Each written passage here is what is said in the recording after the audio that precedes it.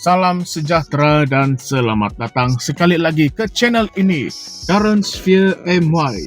Isu yang akan kita bincangkan pada hari ini, Sabah Mineral Management ataupun SMM Sendirian Berhad kini menjadi perhatian utama apabila memutuskan untuk memulakan tindakan undang-undang terhadap bekas Ketua Pegawai Eksekutifnya ataupun CEO John Tee Eng Gihon bersama seorang individu pihak ketiga yang dikenali sebagai Tay Jian Cheng ataupun Albert Tay. Tindakan ini diambil atas dakwaan serius yang melibatkan penipuan, pelanggaran amanah, penyalahgunaan dokumen rasmi, dan konspirasi sulit bagi merosakkan kepentingan syarikat. Menurut laporan dari Borneo Post, tuduhan-tuduhan ini mencerminkan tahap keseriusan pelanggaran yang dikatakan dilakukan oleh bekas CEO tersebut semasa berkhidmat di syarikat itu. Kes ini tidak hanya menggambarkan isu dalaman korporat, tetapi juga melibatkan persoalan besar tentang integriti kepimpinan dan urusan tadbir sumber negeri Sabah. Dalam laporan tersebut, SMM menyatakan bahwa tindakan undang-undang ini diambil bukan sekadar untuk melindungi kepentingan syarikat, tetapi lebih penting lagi untuk memastikan bahwa hak rakyat Sabah terhadap hasil sumber negeri dilindungi. Syarikat ini turut memberi jaminan bahwa pihaknya akan terus mengekalkan standar tertinggi dalam tadbir urus korporat dan akan kekal bertanggung jawab kepada kerajaan negeri serta rakyat Sabah.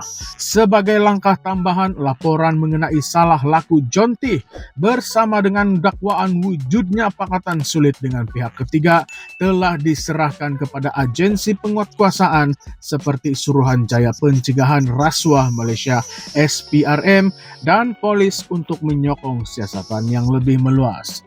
Tindakan ini menunjukkan komitmen SMM untuk memastikan ketulusan dan accountability dalam pengurusan sumber negeri. Isu ini mula mendapat perhatian meluas apabila pada November lalu sebuah video yang menunjukkan John Tee Eng Gihon mendakwa bahwa Ketua Menteri Sabah Datuk Seri Haji Jinor yang juga merupakan pengerusi SMM telah menyalahguna kuasa bagi memihak kepada individu tertentu telah pun menjadi tular ataupun viral. Dalam video tersebut, John Tee turut meluahkan rasa tidak puas hati dengan beberapa keputusan yang didakwanya dibuat atas desakan politik. Beliau menggambarkan situasi ini sebagai sesuatu yang menekan dirinya sehingga menjejaskan pelaksanaan tugasnya sebagai CEO.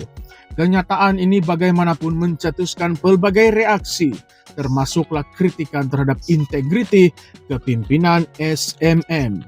Ekoran daripada tuduhan ini, pada 18 November pengganti John Tee, Natasha Sim, mengumumkan bahwa SMM akan mengambil tindakan undang-undang terhadap bekas CEO tersebut atas dakwaan penyalahgunaan kuasa untuk kepentingan pihak tertentu. Natasha Sim turut menjelaskan bahwa siasatan dalaman syarikat telah mendedahkan pelanggaran kewajiban fidusiari, aktiviti penipuan serta dakwaan salah yang nyata kepada lembaga pengarah SMM yang melibatkan John Tee. Dakwaan ini dianggap serius dan mencerminkan wujudnya tindakan yang merosakkan kepercayaan terhadap SMM sebagai badan pengurusan sumber negeri. Bagaimanapun, John Tee dengan tegas menafikan semua tuduhan ini. Malah beliau mendakwa mempunyai bukti kukuh untuk menyokong dakwaannya terhadap Haji J dan Natasha Sim. Dalam langkah balasnya, John Tee mengumumkan akan memfailkan saman bernilai 30 juta ringgit terhadap Natasha Sim atas dakwaan fitnah dan tindakan tidak berasas. Selain itu, Ketua Pesuruhjaya SPRM Tan Sri Azam Baki mengesahkan bahwa siasatan terhadap John Tee dan beberapa pemberi maklumat yang menyebarkan video-video berkenaan telah selesai dan hasil siasatan telah diserahkan kepada timbalan pendakwa raya. Bagaimanapun, setakat ini tiada perkembangan lanjut yang diumumkan mengenai tindakan susulan terhadap laporan-laporan tersebut. Isu ini menimbulkan persoalan sama ada wujudnya kelewatan dalam proses siasatan akibat tekanan politik atau isu birokrasi. Ini menambahkan lagi dimensi kontroversi terhadap kes ini, terutamanya apabila ia melibatkan tuduhan serius terhadap pemimpin tertinggi negeri. Dalam konteks yang lebih luas, isu ini mencerminkan cabaran yang dihadapi oleh Sabah dalam memastikan pengurusan sumbernya bebas daripada unsur-unsur penyalahgunaan kuasa dan korupsi. Sabah yang kaya dengan sumber mineral sememangnya sering menjadi perhatian, dan kes ini sekali lagi menonjolkan keperluan untuk memperkukuhkan integriti dan ketelusan dalam pengurusan hasil negeri. Rakyat Sabah pastinya ingin melihat sumber mineral yang dimiliki negeri itu diuruskan dengan baik demi kepentingan semua, bukannya dimanipulasi untuk keuntungan segelintir pihak. Namun begitu, kes ini juga membuka ruang untuk pelbagai persoalan yang menarik perhatian rakyat Sabah dan Malaysia secara keseluruhannya. Adakah dakwaan John Tee mengenai campur tangan politik dalam SMM ini benar-benar wujud?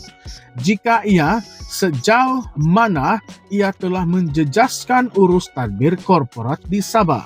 Adakah tindakan undang-undang oleh SMM merupakan langkah menjaga integriti syarikat atau hanya percubaan untuk menutup mulut pemberi maklumat? Selain itu, mengapa SPRM mengambil masa yang lama untuk menyelesaikan siasatan? Adakah terdapat tekanan politik di sebalik kelewatan ini? Bagaimana rakyat Sabah boleh memastikan hasil sumber mineral digunakan secara adil tanpa kepentingan pihak tertentu? Kes ini juga menimbulkan persoalan tentang keberkesanan undang-undang di Sabah dalam melindungi kepentingan rakyat.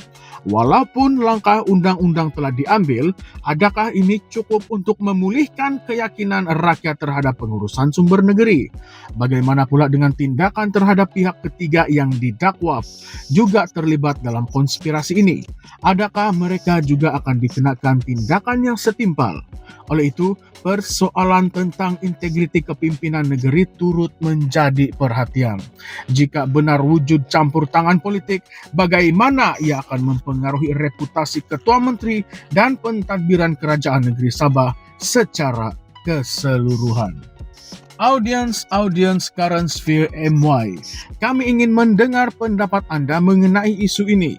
Apakah pandangan Anda terhadap perkembangan terkini ini? Adakah ini menunjukkan Sabah sedang menuju ke arah urus tadbir yang lebih baik atau hanya menjadi medan permainan politik semata-mata? Bagaimana juga rakyat boleh memastikan bahwa hasil sumber negeri tidak dieksploitasi oleh mana-mana pihak berkepentingan?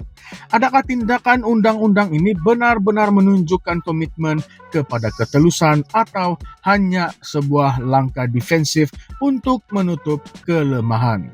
Kongsikan pandangan Anda di ruangan komen di bawah dan jangan lupa untuk like, share, dan subscribe kepada channel ini Current Sphere MY untuk perkembangan terkini isu-isu panas tanah air.